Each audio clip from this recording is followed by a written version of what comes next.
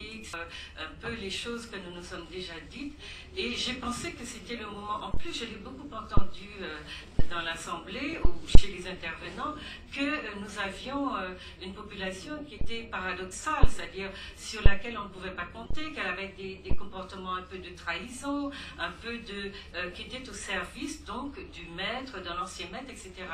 Et d'entendre dire ça, moi j'ai travaillé sur les relations intergroupes en psychologie sociale depuis très longtemps, parce que il m'intéressait de bien comprendre comment fonctionnait un groupe dominant et un groupe dominé qui étaient en permanence en contact et qui l'un empêchait complètement à l'autre d'exprimer sa civilisation, sa spiritualité, et qui l'obligeait donc à être dans son projet, rien que pour son projet, et surveiller, comme on l'a dit au Brésil, surveiller toutes les initiatives ou les initiatives qui étaient prises par le groupe dominé pour exister dans quelque chose qui est plus conforme en tout cas à l'idée qui se fait de son identité. Donc j'ai essayé, je suis désolée parce que ça se fait à une heure où je vous demande un petit peu d'attention, j'ai essayé d'aborder la question un peu théoriquement, parce qu'il ne faut pas sous-estimer la question des trahisons de groupe. Si vous voyez que c'est un phénomène aussi constant, aussi puissant, parce que dans la population noire, vous avez peut-être un quart de la population qui lutte pour les intérêts du collectif, mais vous avez 3/4 du monde noir qui est acquis au monde blanc et qui défend les intérêts du monde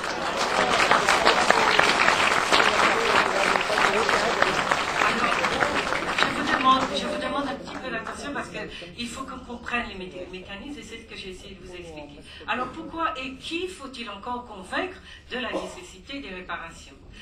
Donc cette question-là, je l'ai dit, elle ne peut pas se poser uniquement en direction de la société dominante et de l'Occident plus globalement.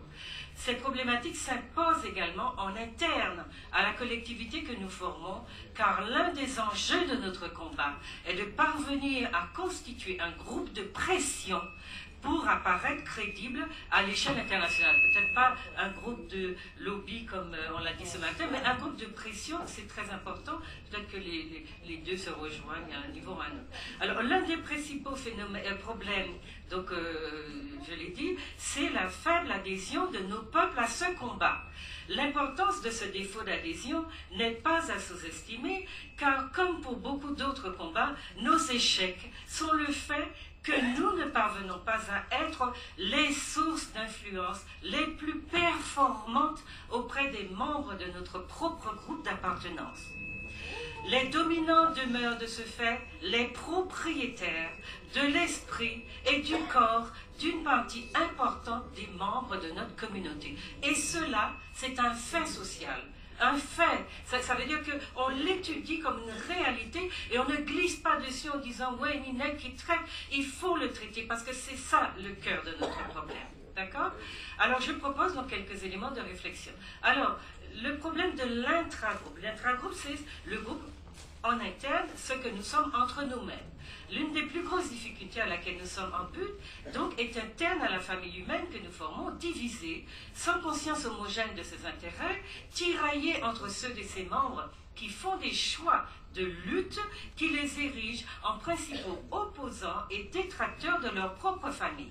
Ce sont là des modalités spécifiques de la domination que subit le groupe depuis plusieurs siècles et qui a fini par faire perdre à bien de ses membres le sens de l'intérêt commun. L'on a, à titre de comparaison, jamais entendu un juge s'élever contre la demande de réparation au bourreau de son peuple. Donc ça, c'est bien chez nous. L'un de nos principaux chevaux de bataille doit donc être d'étudier les mécanismes psychologiques qui sont à la base...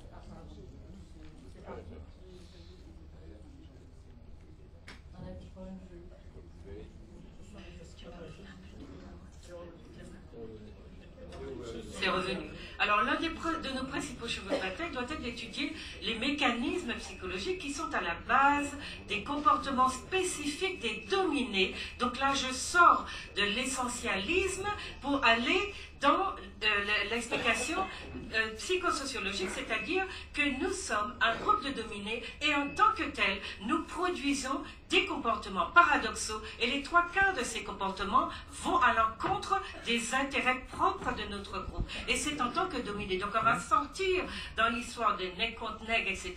Et on va essayer de voir, de nous projeter à distance pour pouvoir regarder ce que nous faisons de manière un petit peu plus rationnelle. Et ça va nous aider aussi à trouver des solutions à ce que nous appelons la traîtrise des nôtres. D'accord? Donc ils sont directement dans leur pratique tournés contre leur propre groupe et ils ont leur comportement et leurs réflexes sont non pas de protéger mais de détruire physiquement ou symboliquement les membres de leur groupe. Alors le traitement intellectuel de la question des réparations dans nos sociétés doit passer donc par l'élucidation des représentations, des argumentaires, des inhibitions et des freins de toutes sortes, mais aussi des peurs inscrits dans les membres de notre communauté et qui poussent ceux-ci à faire consciemment ou inconsciemment des choix contraires à l'intérêt collectif. En effet, vivre en dominé ou en opprimé n'implique pas automatiquement que l'on ait conscience et connaissance de la domination et de l'oppression qu'on subit. L'absence de conscience du dominé sur sa domination est due à la situation de domination elle-même qui produit, je cite Nicole Mathieu, je cite, qui produit plusieurs types de conscience et de connaissances fragmentées et contradictoires dû justement au mécanisme même de l'oppression. Donc vous avez là une explication de pourquoi chez les Noirs il y a toutes sortes d'idées, sauf les idées qui pourraient nous rassembler. Donc c'est un produit de l'oppression et de la domination. C'est en tant que tel qu'on l'analyse. Le dominé est intimement marqué par le dominant et doit s'en libérer pour se libérer. Je cite encore Fanon, il doit également veiller à la liquidation de toutes les non-vérités fichées dans son corps par l'oppresseur. Fichées dans son corps par l'oppresseur. Et ça, c'est dans les années de la Terre. Alors, il dit la chose suivante encore, Fanon, la violence qui a présidé à l'arrangement du monde colonial, on peut remonter à l'esclavage pour nous, qui a rythmé inlassablement la destruction des formes sociales indigènes, démolit sans restriction les systèmes de référence de l'économie, les modes d'apparence, d'habillement, sera revendiqué et assumé par le colonisé au moment où, décidant d'être l'histoire en acte, la masse colonisée s'engouffrera dans les villes interdites, etc. Autrement dit, au moment où il sera libéré de son dominant et où il décidera de devenir acteur de son histoire.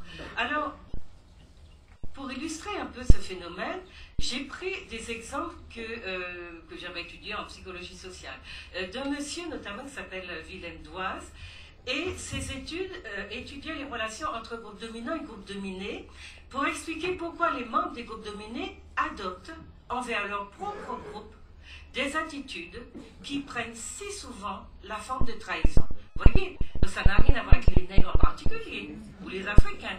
Donc, ce que je voudrais aussi, c'est que nous apprenions à parler sur nous, non plus en termes de nègres qui sont traîtres, qui sont ceci, cela, mais de manière objective, nous sommes des dominés et nous produisons des comportements de dominés. Nous n'avons pas le choix pour le moment parce que nous ne sommes pas sortis de la domination.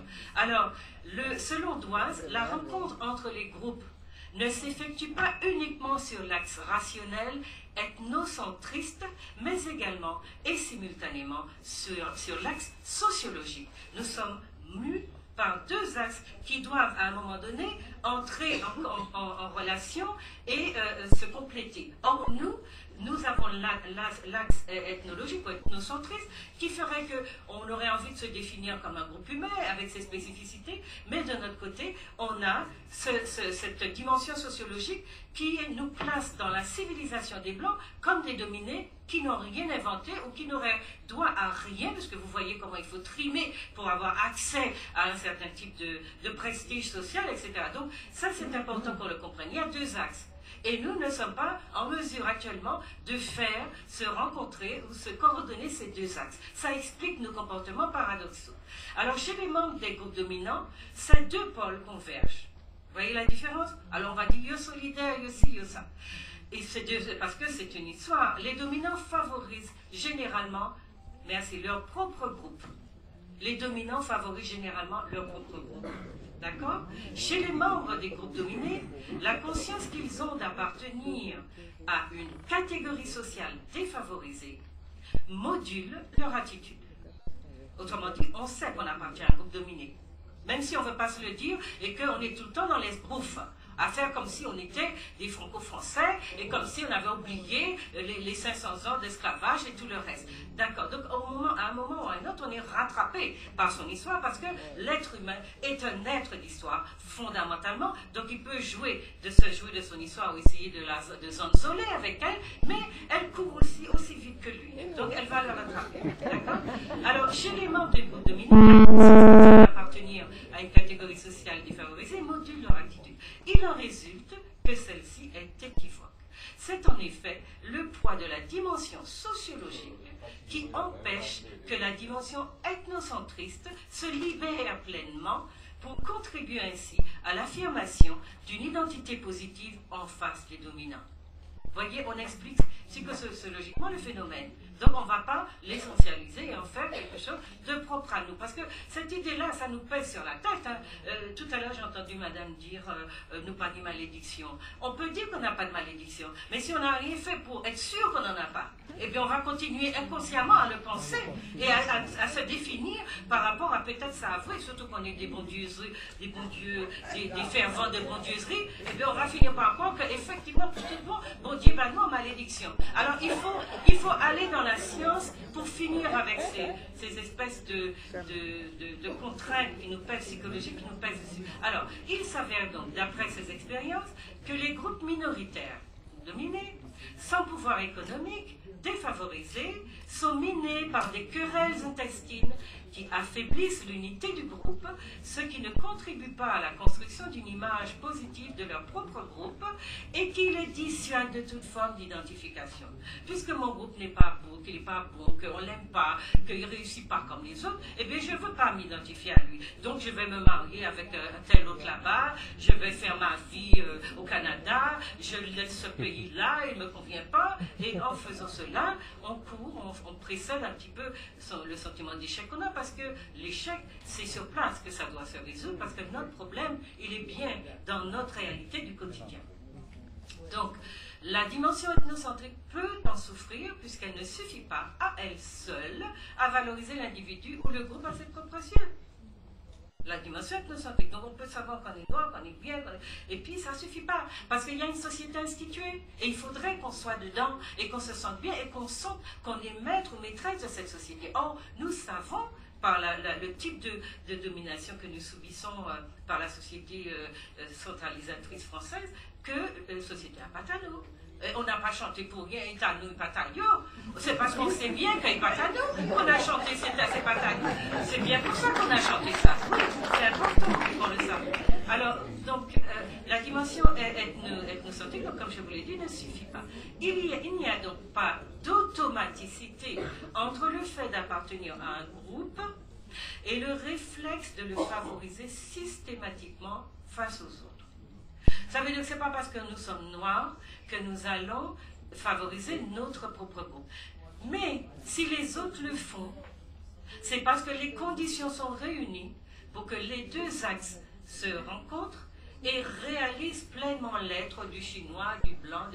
Et ça signifie autrement que c'est une construction sociale comme tout ce qui concerne l'être humain. Nous sommes dans des constructions. Et nous, par la domination que nous subissons depuis au moins un millénaire, nous n'avons pas une seule seconde pour construire notre groupe, pour leur imposer à nos membres une discipline qui ferait qu'on dirait « tu dois ». Parce que vous savez comment les Blancs résolvent leurs problèmes. Ne croyez pas qu'ils sont tout naturellement organisés, aimants, solidaires. Ceux qui trahissent le groupe sont virés. Ils sont suspendus de leur poste, ils sont ci, ils sont ça. Les préfets sont déplacés, les enseignants sont envoyés à... Ce sont des mesures de représailles contre ceux qui ne respectent pas la discipline du groupe. Vous voyez donc que c'est une construction. Nous sommes les seuls à ne pas construire parce que nous n'y a rien qui est à nous. Nous sommes dominés, nous faisons travailler les systèmes des autres, nous faisons ils ont avancé l'économie des autres parce que les autres ne croyaient pas. Ils vous taxent d'inférieur, mais il y a repéré qui ça qui bon dans ça. Et il y a tout là qui a venu qu'à tirer. On a emmené Tchèque Bodjara sur le projet de la NASA. Et c'est lui, un Africain du fin fond de l'Afrique. On dit les Africains ne sont pas des hommes.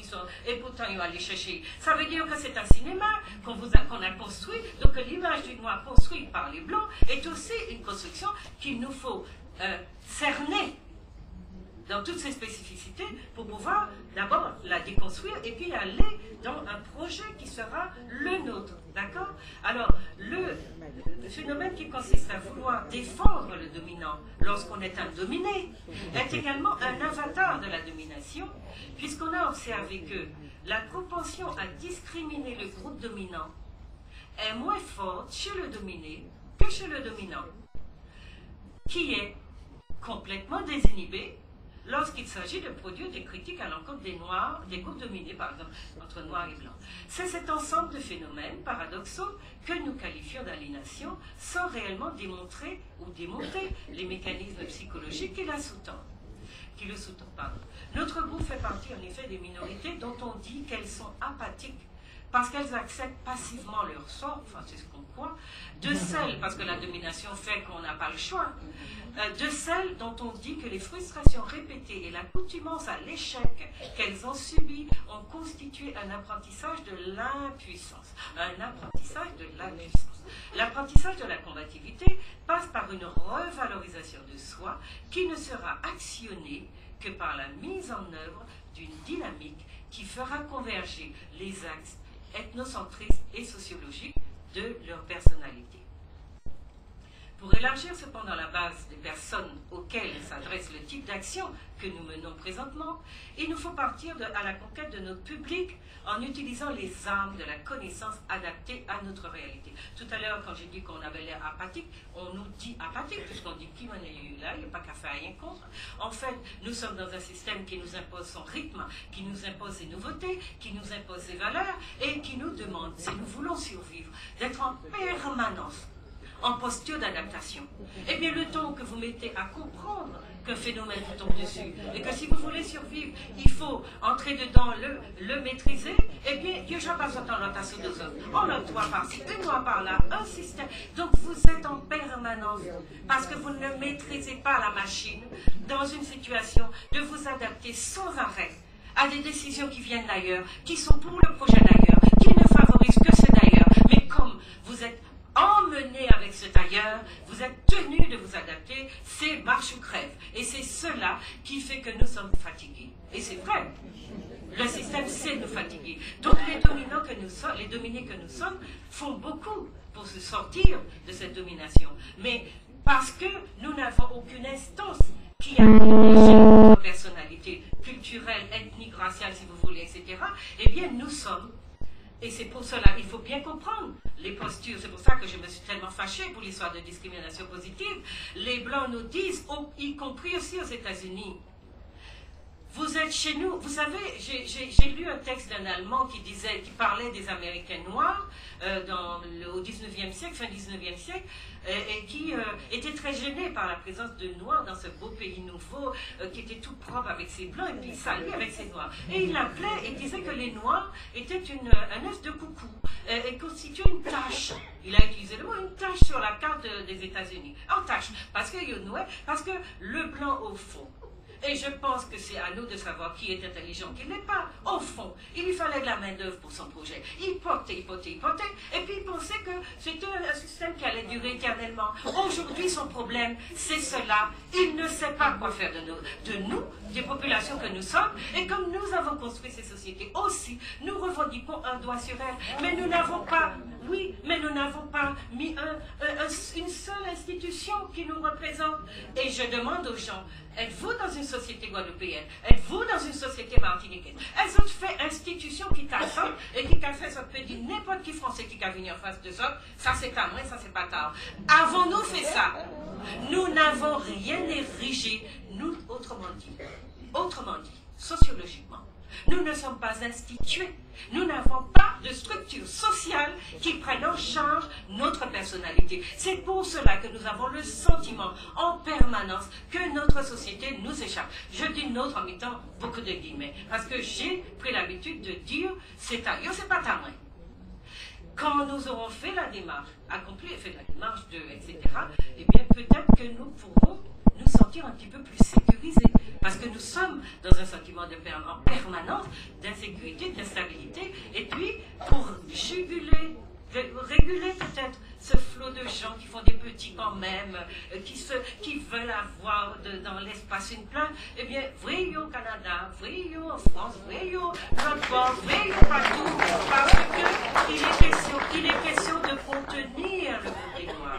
Alors je ne vous raconte pas toutes les tentatives qu'on a faites pour les maintenir en nombre démographique bien contenu, les guerres bactériologiques de machin d'Afrique du Sud, des États-Unis. D'ici, il y a énormément de personnes qui ne savent pas. Il y a eu des centaines et des centaines de femmes à qui on a enlevé l'utérus en Guadeloupe et en Martinique. Personne ne passe à ça. Des jeunes femmes pour qu'elles ne fassent pas d'enfants. Et bien aujourd'hui, demandez des comptes à votre histoire. Leur utérus. Et ils ont décidé que c'était effectivement mal. Et elles ont découvert, sans savoir, elles ont découvert qu'elles ne pouvaient pas faire d'enfants parce que leur gynécologue a dit, mais madame, vous n'avez pas d'utérus. Ils n'ont pas dit ça, vous avez utérus. Écoutez, hein, donc ça demande que nous soyons attentifs à ce que l'on fait de nous, à ce que nous sommes dans une société dont les structures ne nous appartiennent pas. D'accord? Alors, s'il y a un petit phénomène. Il reste 5 minutes. Alors moi, je vais vous dire 2 choses. Je vais déborder un petit peu.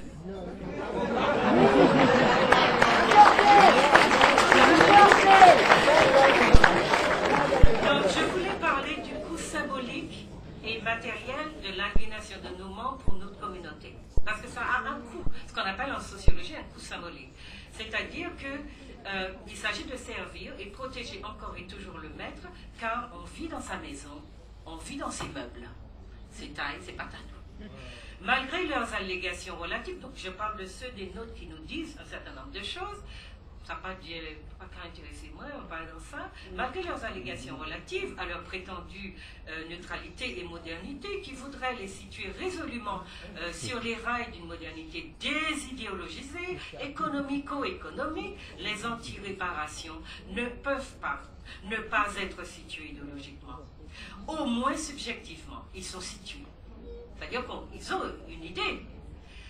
Et en cela, ils font pencher la balance d'un côté ou de l'autre. Alors, tant que subsiste la domination, il n'existe pas de tierce position qui se situerait ni du côté des dominants, ni du côté des dominés. Les luttes sociales se menant également dans la sphère des idées, chacun est inévitablement sommé au positionnement, étant entendu que le non-positionnement explicite est un positionnement implicite. Autrement dit, il n'y a pas de fuite à avoir face à cette réalité des réparations. Si les gens ne se positionnent pas, nous savons qu'ils sont contre. Et il n'y a pas à dire, je n'ai pas... Voilà. Donc ça, c'est très important.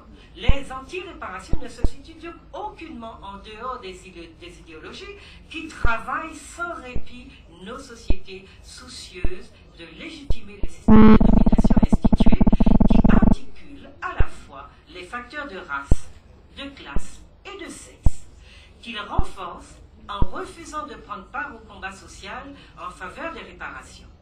Par ce refus, ils intensifient les rapports de domination institués qui assignent leur propre groupe à des places, fonctions et statuts décidés par les dominants.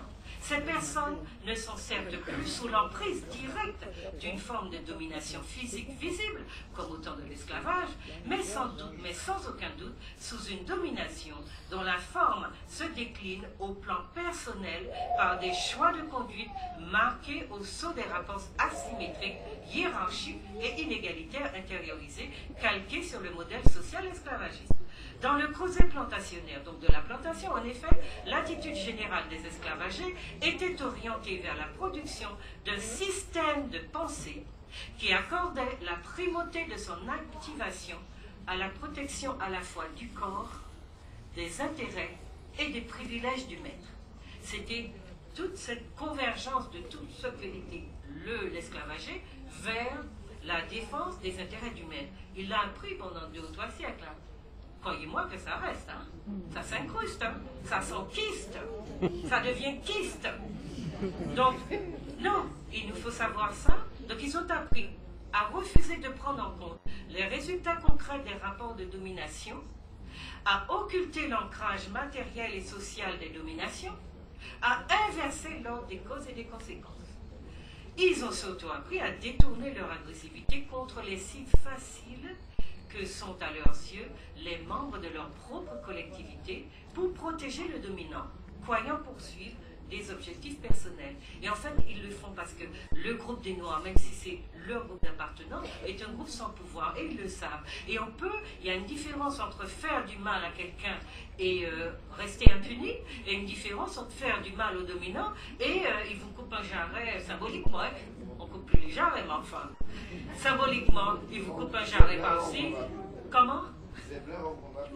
Non. Donc on ne coupe plus les jarrets, mais symboliquement c'est un peu ça. Si vous portez la main sur... rappelez-vous les proverbes qu'il y a chez nous, pas toucher au blanc, si bêtier, brûler ta nègre, etc.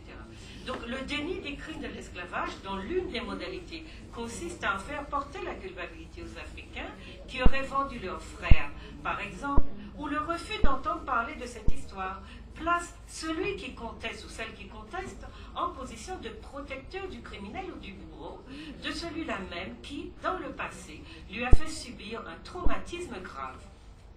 Parce qu'il ne peut se permettre d'accuser le vrai coupable, il s'auto-punit inconsciemment, œuvrant ainsi à protéger le coupable. Alors ça, c'est du mécanisme psychologique qu'un psychologue peut mieux expliquer que moi. Hein, d'accord? Alors, entre accuser le vrai coupable et trahir les siens, il choisit la seconde solution. Donc, il choisit de trahir les siens parce que les siens sont de toute façon sans pouvoir et ne peuvent pas le punir de manière qui va, si vous voulez, biaiser sa carrière ou l'empêcher de monter.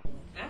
Alors, on de lui mettre un petit bois, un petit bois qu'on lui bon, voilà. En faisant un tel choix, il sait qu'il déçoit les espoirs et les attentes des siens, car il consacre son énergie à défendre ceux qui... Oui, j'ai bientôt fini. Il sait, car il consacre son énergie à défendre ceux que sa collectivité désigne comme son bourreau. Il sait qu'il enfreint les règles de la solidarité intragroupe dont la finalité est de faire reconnaître les souffrances des siens. Dans les rencontres intergroupes, la manière la plus fréquente de trahir les siens est de se montrer critique envers eux, c'est-à-dire entre les groupes, de prendre parti contre eux dans les situations qui donnent l'avantage aux dominants. C'est la manifestation d'un sentiment d'ambivalence affective envers son propre groupe d'appartenance. La source de cette attitude est parfois à chercher non dans l'individu lui-même, et là on désessentialise aussi, mais dans la civilisation dans laquelle il est en immersion, en l'occurrence l'occidental nous concernant, qui ne le reconnaît pas comme produit intrinsèque et lui rabâche à longueur de journée les bienfaits civilisationnels grâce auxquels il se trouve aujourd'hui intégré à l'humanité. Il reste à tout moment exposé à la menace d'être traité d'Africains arriérés et d'être de ce fait déchu du privilège provisoire de civilisé obtenu par procuration. Et puis pour un certain temps, il ne sait plus pratiquer que la reconnaissance aveugle. Donc vous avez là un peu le profil d'un dominé qui n'a pas pour spécificité d'être noir, un Africain, un descendant, etc. Alors il y a un autre sentiment, donc je vais, puisqu'on m'a donné plein de petits papiers, il y a un autre sentiment dont il faut tenir compte, c'est le sentiment de honte chez le dominé, c'est-à-dire qu'on a observé que toutes les victimes d'exactions, c'est comme dans le cas des viols, etc., eh bien, ont honte d'avoir été agressées et elles, soit qu'elles cachent les méfaits qu'elles ont subis et elles protègent, ce faisant, le bourreau parce qu'il y a éventuellement la peur des représailles du bourreau. Donc, chez les gens qui sont dans une situation aussi paradoxale, vous voyez, nous les appelons des traîtres. Mais c'est bien compliqué. Il y a une vraie littérature qui existe sur ce profil et nous devons, à mon avis, pour aborder la question des réparations, nous devons, à mon avis, pour constituer ce groupe de pression dont j'ai parlé, nous devons nous occuper de cette histoire-là. Parce que j'entends dans beaucoup beaucoup de nos rencontres que nous élucidons, enfin nous la traitons à la légère, d'un revers de main, d'une chic note, c'est envoyé, oui c'est un épiphénomène. Non, dans le groupe que nous sommes, dominé depuis au moins un millénaire, je vous dis, ça n'est pas un épiphénomène. C'est un quart du groupe qui défend la collectivité et 3/4 du groupe qui le vend le dessert, le trahit continuellement. Ça, c'est un phénomène social à analyser et non pas à prendre à la légère. Je vous remercie.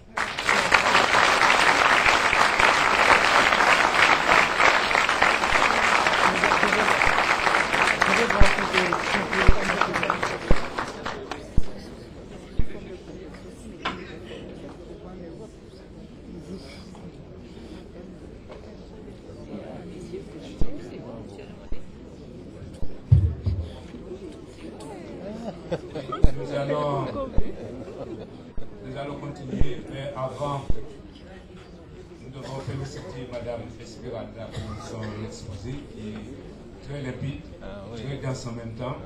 En gros, il nous a dit, selon ma perception, que